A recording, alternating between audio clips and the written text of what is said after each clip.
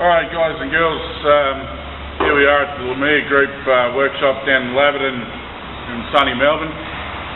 Today we've got an unusual job in. We've got to replace this floor pan out of a V-dub beach buggy. As you can see, she's pretty rotten, so we've got two brand new floor pans that will be going in. Now, most people don't go to the full extreme of this of pulling the body off and the whole rear end and everything like that, but we've gone and got it fully sandblasted to make life easy to work. At home, obviously, if you're going to change out a floor pan, you're not going to do all this.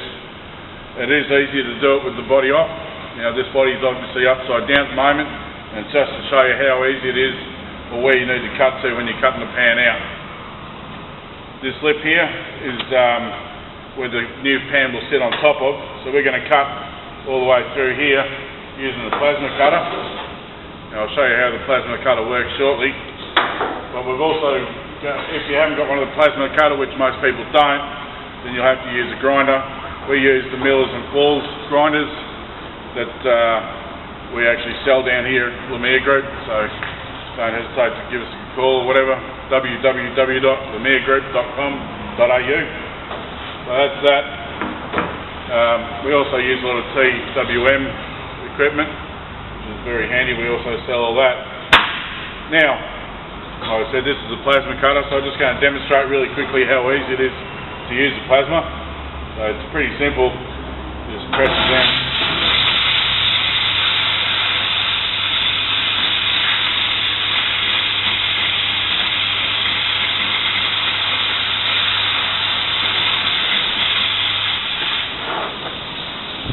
And that's it, that's a plasma cutter.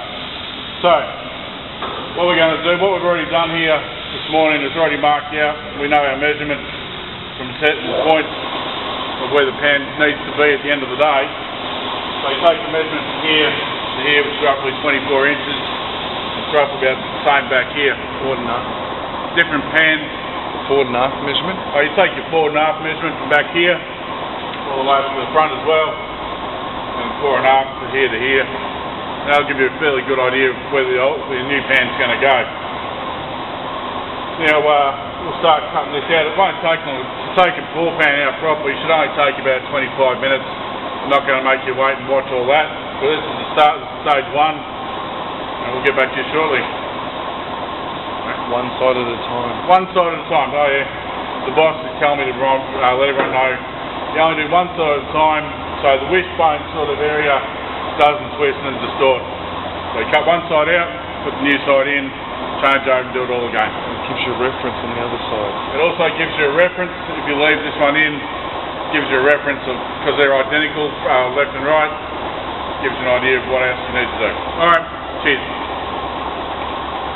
So, here we have the plasma gone through and cut all through here. Nice neat cut, very close to the lip that we were speaking about earlier. Now the last part of it, to get all this out down here, we need to turn the whole thing upside down and just remove the last part just through here, which is just a couple of cuts. More than likely we'll use a grinder for this, and then the floor pan will be ready to come out. Alrighty. Do you want to flip it?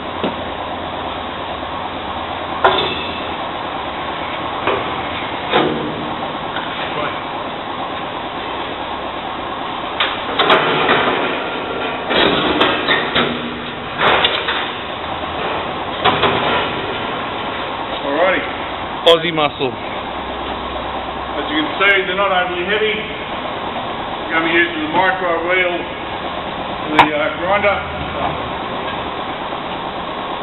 And we're literally just going to cut out this last part here. And I'm just going to try not to spray the camera while we do it.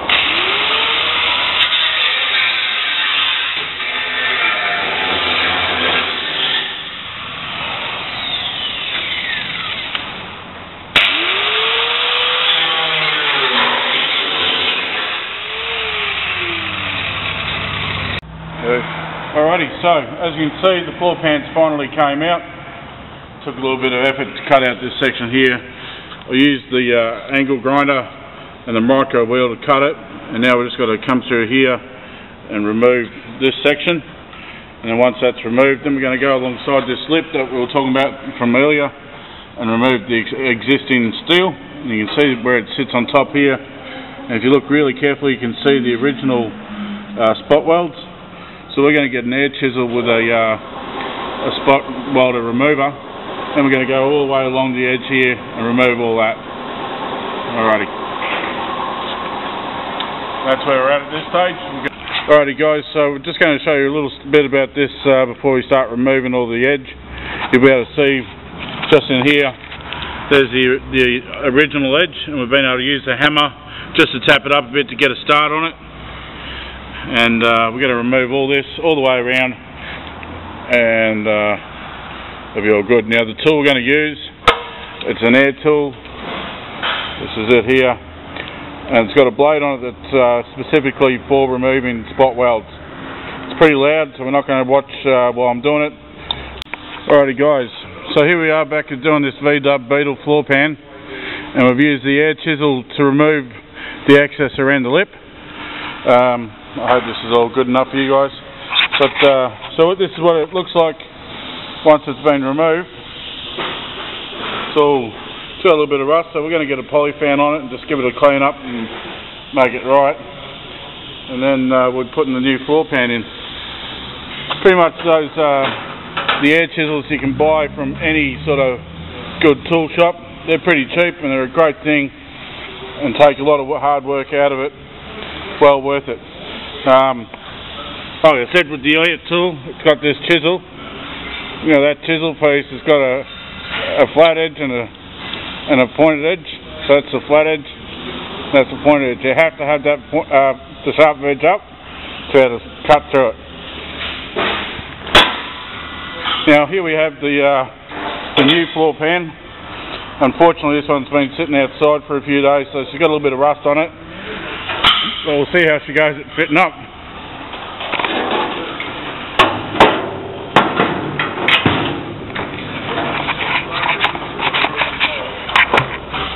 Remembering guys that this hasn't been cleaned up yet, so it may fit, it may not fit. And all new pans may need to be trimmed up a little bit to make them go in, but we've been pretty lucky with this one. So that's the new floor pan sitting into place. And as you can see, it's all pretty good actually. There's no real trimming required. Now in the original days they would have spot welded this back into place. We're not going to do that. We're going to use a technique of a bullet weld technique. So every inch we're going to drill a little 1/4 inch hole, and with the MIG we're going to MIG them back into place. If you do have access to a spot welder, then great, do that. But if not, this is our next step.